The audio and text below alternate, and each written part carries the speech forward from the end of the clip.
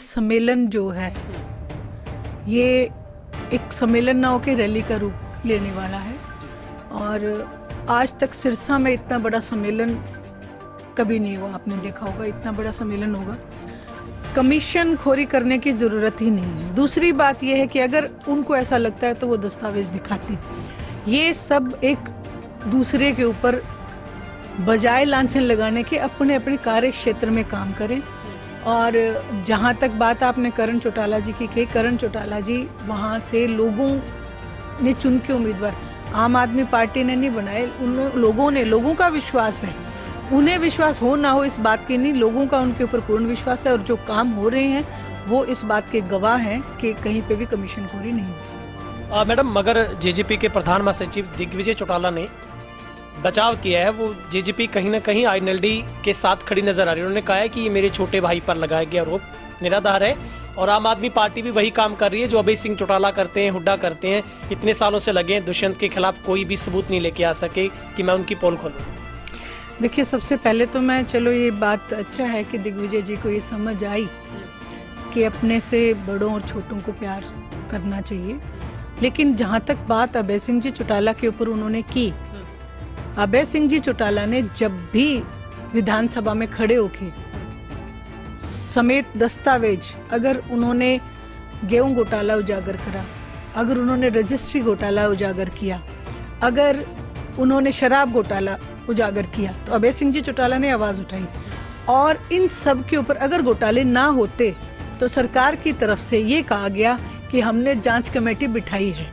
देखो, पार्टी में मैं एक सिपाही हूँ और दूसरी एक बात है, जहाँ से भी जो भी पार्टी के शीर्ष नेतृत्व मुझे जहाँ से भी जैसे भी आदेश देंगे मैं उस पर खरा उतरने का काम करती हूँ और मैं अपने काम के प्रति 100% निष्ठा रखती हूँ, जहाँ चाहे वो कहीं पे भी हो।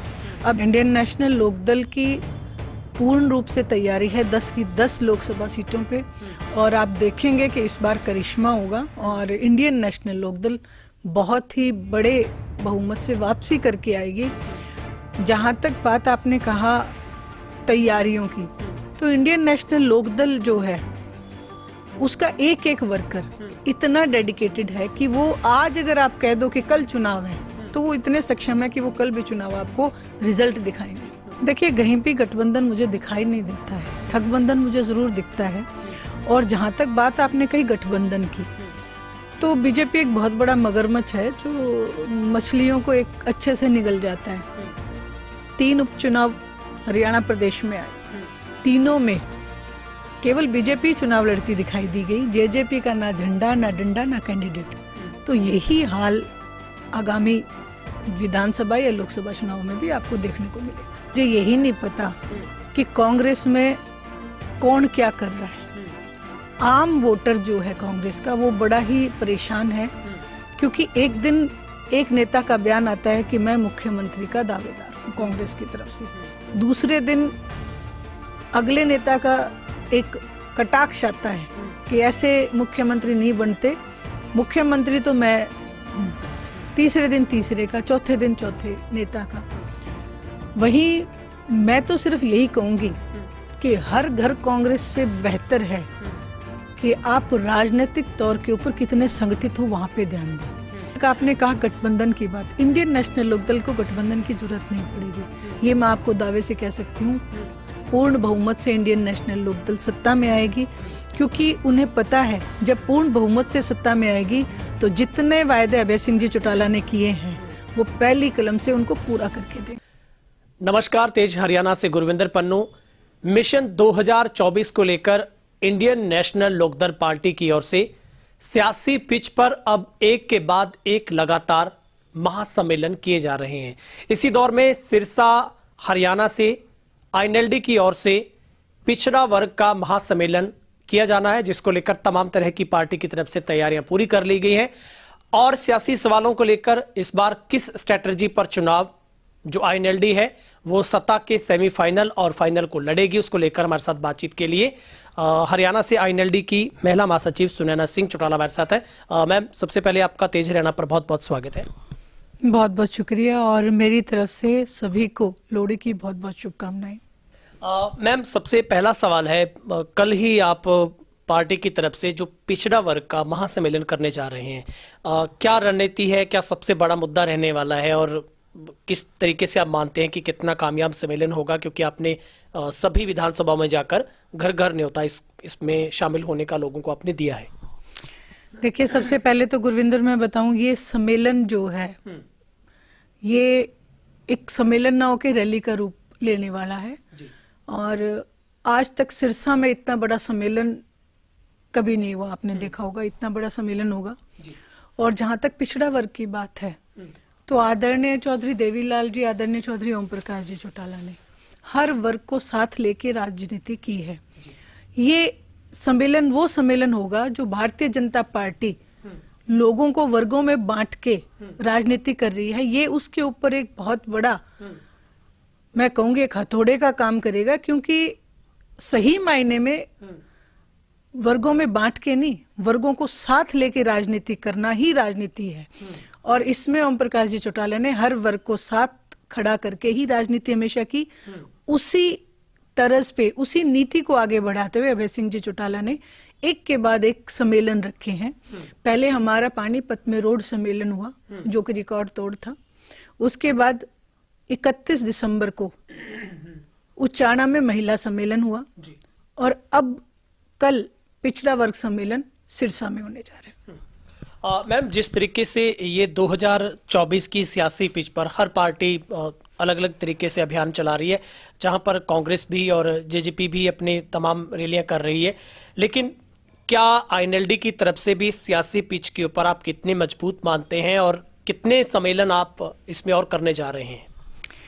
देखो गुरविंदर, ये चुनावी वर्ष है 2024। इंडियन नेशनल लोकदल आदरणीय चौधरी देवीलाल जी की नीतियों को आगे बढ़ाते हुए, आदरणीय ओम प्रकाश जी चौटाला के संघर्ष को आगे बढ़ाते हुए, अभय सिंह जी चौटाला हर वर्ग के लिए एक उम्मीद की किरण है। जहां मैंने आपको बताया कि कल जो सम्मेलन है उसके बाद हमारा 14 मकर संक्रांति के दिन हमारा पिछड़ा वर्ग सम्मेलन है। उसके बाद 21 जनवरी को हमारा युवा सम्मेलन है जो भी रिकॉर्ड तोड़ होगा। लाखों की संख्या में युवा जो है कैथल में एकत्रित होंगे और एक राजनीति में नया बदलाव आएगा। वहीं 11 फरवरी को हमारा एससी सम्मेलन है बराड़ा में, वो भी एक अपने आप में एक बहुत बड़ा सम्मेलन, मैं कहूंगी सम्मेलन क्या रैली होगी। वहीं 15 फरवरी को आईएसओ जो है अपना जो छात्र जो है एक संगठन स्थापना दिवस जो है वो हिसार में आईएसओ अपना स्थापना दिवस मनाएगी। उसके बाद 18 फरवरी को बरवाड़ा में किसान सम्मेलन होगा, जो कि मुझे कहने की जरूरत नहीं क्योंकि आज जो किसान वर्ग है उसकी उम्मीद जो है एक अभय सिंह जी चौटाला है, क्योंकि पीछे जो किसान आंदोलन में भी उन्होंने ही इस्तीफा दिया था पूरे हिंदुस्तान में। तो वहां पे पूरे प्रदेश का किसान जुटेगा और तिल फेंकने को जगह नहीं होगी। वो भी एक बहुत बड़ा सम्मेलन होगा। मतलब मैम, आपने फरवरी तक का पूरा प्लान आउट कर दिया है, लगातार एक के बाद एक सम्मेलन आपकी पार्टी की तरफ से किए जाने हैं। लेकिन अभी कुछ ही दिन पहले आपने देखा होगा, मीडिया रिपोर्ट्स में भी बहुत सुर्खियां रही कि आपकी पार्टी के पूर्व में रहे जो विधायक हैं दिलबाग सिंह, उनके ऊपर ईडी की रेड पड़ी, वहां से करोड़ों रुपए और गोल्ड सहित विदेशी हथियार वहां से मिले हैं। सबसे पहले तो मैं गुरविंदर ये सवालिया निशान लगाना चाहती हूँ। मैं ये सिर्फ हाथ जोड़ के प्रार्थना करना चाहती हूँ मौजूदा सरकार से कि ये बहुत बड़ी लोकतंत्र की हत्या है। आप की एक पीढ़ी लग जाती है, जो इंसान एक अपनी इमेज बनाता है उसमें एक पीढ़ी लग जाती है। दिलबाग सिंह जी के लिए मैं ये कहना चाहती हूँ कि वहां के इलाके के लोगों से आप जाके पूछो। हम वहां पे जब परिवर्तन यात्रा के दौरान गए तो वो एक ऐसी शख्सियत है जिसका हर एक ने कहा कि ये बहुत हेल्पफुल हैं, ये बहुत हमारे आगे हर मुसीबत में हमारा साथ देते हैं। एक ऐसे नेता के ऊपर इस तरीके का लांछन लगाना, और वो भी झूठ, जितने भी आपने आरोप लगाए ये सिर्फ मीडिया वालों के बनाए हुए आरोप। ईडी ने जो भी उन्हें दस्तावेज दिए उसमें ये जो तमाम चीजें जो आपने 5 करोड़ की राशि उसमें नील लिखा हुआ है, सिर्फ 60,000 रुपए उनके घर से बरामद हुए हैं, जो कि घर खर्च के लिए आम आदमी एक रखता है। वहीं जो हथियारों की बात की तो वो सब लाइसेंसी थे, और दिलबाग सिंह जी खुद एक शूटर रहे हैं, तो वो कानूनन तौर पे वो रख सकते हैं। और डीसी ऑफिस में उनके सारे ये जो लाइसेंस हैं वो उनके कागजात हैं, उनके घर पे लाइसेंस। जेवरात जो घर की गृहिणियों ने पहन रखे थे वो उतने ही जेवरात थे। ये जो सारा एक आदमी के ऊपर उसकी इमेज को धूमिल करने की जो साजिश रची जा रही है, मैं प्रदेश की जनता से और खास करके मीडिया चैनल से ये बात कहना चाहती हूँ कि ये जो आप खाई खोद रहे हो इसमें एक दिन आप भी गिर सकते हो। क्योंकि दिलबाग सिंह जी एक राजनेता हैं, उन्होंने इंडियन नेशनल लोकदल से चुनाव लड़ा और वो एमएलए रहे हैं, और उनकी छवि को जो खराब करने का जो एक साजिश है उसमें कहीं ना कहीं उनके बच्चे भी, मतलब पार्टी भी बदनाम करने की एक लिमिट होती है। यानी कि अब आप झूठे दस्तावेज बता के भी बदनाम करोगे। तो ये मैं यही कहना चाहती हूँ कि ये ईडी का दुरुपयोग बंद करें, लोकतंत्र को जिंदा रखें, और मैं तो यही बात कहूंगी कि इतनी बड़ी खाई ना खोदें कि इसमें कहीं आपका भी पांव फिसल जाए। मैम, अभी कुछ दिन पहले ही सिरसा में आम आदमी पार्टी ने एक प्रेस कॉन्फ्रेंस करते हुए उसमें जो चेयरमैन करण चौटाला है उनके ऊपर कमीशनखोरी का आरोप लगाया है। आप कितना इत्तेफाक रखते हैं इस पूरे आरोप के ऊपर कि आम आदमी पार्टी कह रही है कि यहाँ पर खुल्लम खुल्ला कमीशन चलता है? पहली बात तो मैं इस बात को सिरे से ही नकारूंगी, क्योंकि कमीशन खोरी करने की जरूरत ही नहीं है। दूसरी बात यह है कि अगर उनको ऐसा लगता है तो वो दस्तावेज दिखाते। ये सब एक दूसरे के ऊपर बजाय लांछन लगाने के अपने अपने कार्य क्षेत्र में काम करें। और जहां तक बात आपने करण चौटाला जी की कही, करण चौटाला जी वहां से लोगों ने चुन के उम्मीदवार, आम आदमी पार्टी ने नहीं बनाए, उन लोगों का विश्वास है। उन्हें विश्वास हो ना हो इस बात की नहीं, लोगों का उनके ऊपर पूर्ण विश्वास है, और जो काम हो रहे हैं वो इस बात के गवाह हैं कि कहीं पे भी कमीशनखोरी नहीं हुई है। मैडम, मगर जेजेपी के प्रधान महासचिव दिग्विजय चौटाला ने बचाव किया है। वो जेजेपी कहीं ना कहीं आईएनएलडी के साथ खड़ी नजर आ रही है। उन्होंने कहा है कि ये मेरे छोटे भाई पर लगाया गया आरोप निराधार है, और आम आदमी पार्टी भी वही काम कर रही है जो अभय सिंह चौटाला करते हैं, हुड्डा करते हैं। इतने सालों से लगे हैं, दुष्यंत के खिलाफ कोई भी सबूत नहीं लेके आ सके कि मैं उनकी पोल खोलूंगा। देखिए, सबसे पहले तो मैं, चलो ये बात अच्छा है कि दिग्विजय जी को ये समझ आई कि अपने से बड़ों और छोटों को प्यार करना चाहिए। लेकिन जहां तक बात अभय सिंह जी चौटाला के ऊपर उन्होंने की, अभय सिंह जी चौटाला ने जब भी विधानसभा में खड़े होके समेत दस्तावेज, अगर उन्होंने गेहूं घोटाला उजागर करा, अगर उन्होंने रजिस्ट्री घोटाला उजागर किया, अगर उन्होंने शराब घोटाला उजागर किया, तो अभय सिंह जी चौटाला ने आवाज उठाई। और इन सब के ऊपर अगर घोटाले ना होते तो सरकार की तरफ से ये कहा गया कि हमने जांच कमेटी बिठाई है। अगर जांच कमेटी बिठाई है तो इसका मतलब गड़बड़ तो हुई है ना। तो अगर इसमें सबूत, इससे ज्यादा बड़ा सबूत क्या होगा कि खुद गवर्नमेंट एक्सेप्ट कर रही है कि हम इसकी जांच कराएंगे, और इससे बड़ा सबूत अभय सिंह जी चौटाला क्या देंगे। सबसे सरगर्मियां ये है पूरे हरियाणा में मैडम कि जुलाना से आपकी लगातार सक्रियता बढ़ती जा रही है। क्या माना जाए कि आईएनएलडी की तरफ से विस्फोटक एक कैंडिडेट के तौर पर आप जुलाना से चुनाव लड़ेंगे, क्योंकि आपकी एक्टिविटी लगातार, हालांकि आप पूरे हरियाणा में सम्मेलन कर रही हैं, और लंबे दौर के बाद हमने देखा कि एक महिला संगठन में इतनी बड़ी भागीदारी जो आपकी सक्रियता है, आप जुलाना से चुनाव लड़ रहे हैं। देखो, पार्टी में मैं एक सिपाही हूं, और दूसरी एक बात है, जहां से भी जो भी पार्टी के शीर्ष नेतृत्व मुझे जहां से भी जैसे भी आदेश देंगे, मैं उस पर खरा उतरने का काम करती हूँ, और मैं अपने काम के प्रति 100% निष्ठा रखती हूँ, जहां चाहे वो कहीं पे भी हो। अभी जो मुझे महिला महासचिव जो बनाया गया है, उसमें भी आप देखेंगे मैं निरंतर पूरे हरियाणा प्रदेश में मेरी कोशिश रहती है कि मैं हर गांव की हर महिला से मिलूं, ताकि मैं उन्हें उनके अंदर एक जज्बा पैदा कर सकूं, उनके अंदर एक कॉन्फिडेंस ला सकूं। मेरा मकसद है महिला शक्ति को मजबूत बनाना, उनको उनके अंदर कॉन्फिडेंस लेके आना, और जो कि मैं निरंतर इस कोशिश में रहती हूँ और करती रही हूँ। जुलाना से इसलिए आता है क्योंकि मुझे वहां का प्रभारी नियुक्त किया गया, वो भी मैं अपनी पूरी निष्ठा के साथ जो मुझे ड्यूटी दी गई है मैं उसको करती हूँ। मैडम, 2024 की सियासी पिच के ऊपर आईएनएलडी कितनी आप फिट मानते हैं लोकसभा चुनाव पर? सबसे मेरा पहला सवाल है 10 की 10 सीटों पर कैसी तैयारी है मैम आईएनएलडी की? इंडियन नेशनल लोकदल की पूर्ण रूप से तैयारी है 10 की 10 लोकसभा सीटों पे, और आप देखेंगे कि इस बार करिश्मा होगा और इंडियन नेशनल लोकदल बहुत ही बड़े बहुमत से वापसी करके आएगी। जहां तक बात आपने कहा तैयारियों की, तो इंडियन नेशनल लोकदल जो है उसका एक एक वर्कर इतना डेडिकेटेड है कि वो आज अगर आप कह दो कि कल चुनाव है तो वो इतने सक्षम है कि वो कल भी चुनाव आपको रिजल्ट दिखाएंगे। मैम हरियाणा में बीजेपी बार बार ये बात कह रही है कि हमने अपनी पूरी ड्राफ्टिंग खाका चुनाव का तैयार कर लिया है, लेकिन जेजेपी कह रही है कि हम बीजेपी के साथ जो गठबंधन की धर्म की जो नीति है उसको निभाएंगे, गठबंधन धर्म के साथ हम इकट्ठा चुनाव लड़ेंगे। आपको लगता है कि भाजपा जजपा एक अपने गठबंधन उसी धर्म पर आकर चुनाव लड़ेगी इस बार? देखिए, कहीं भी गठबंधन मुझे दिखाई नहीं देता है, ठगबंधन मुझे जरूर दिखता है।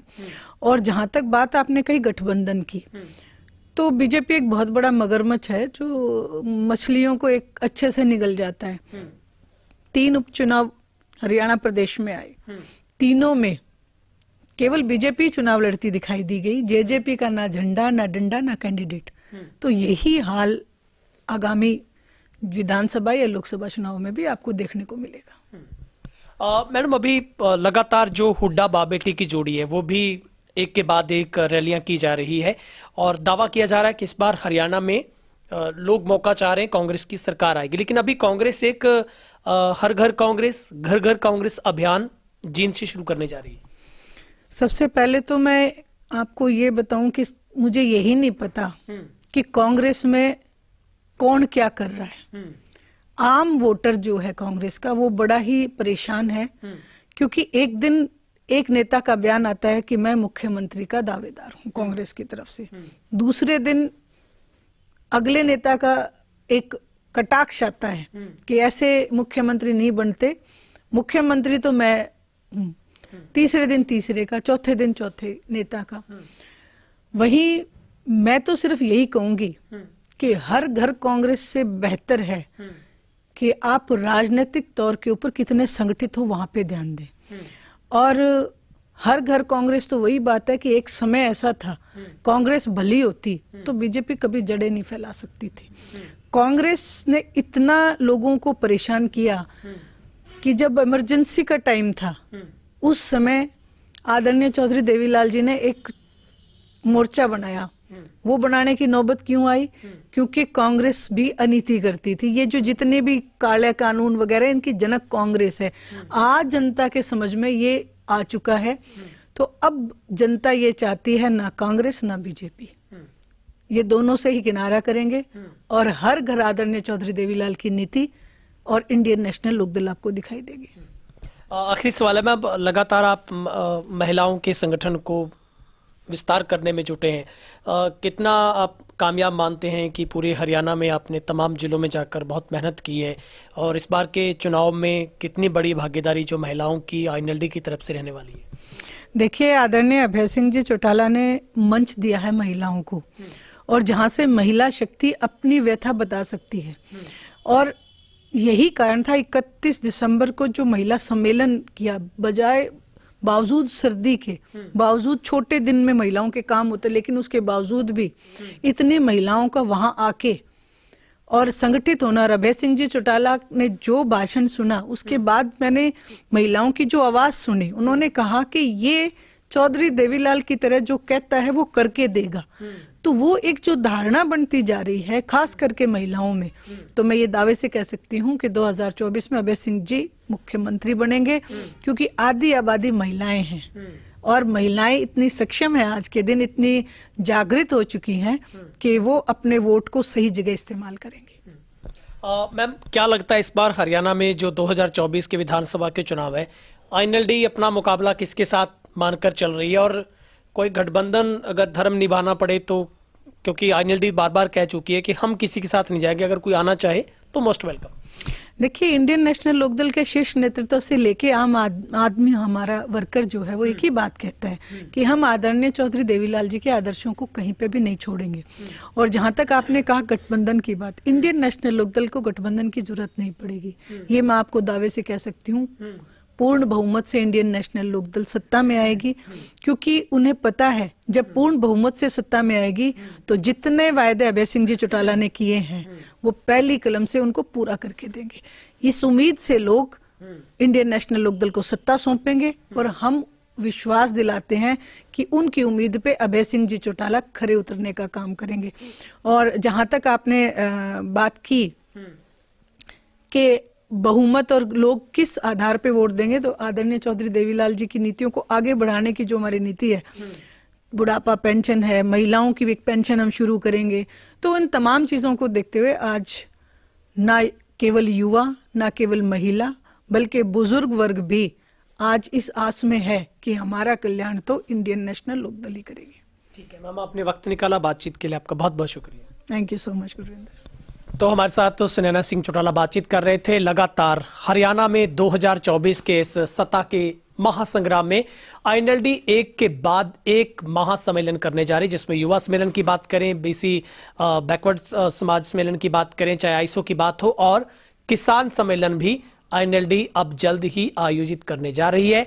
ऐसे में अब सत्ता और विपक्ष के सामने आईएनएलडी एक बड़ी चुनौती के तौर पर एक बड़ा आगाज हरियाणा की इस सियासत में रखने जा रही है।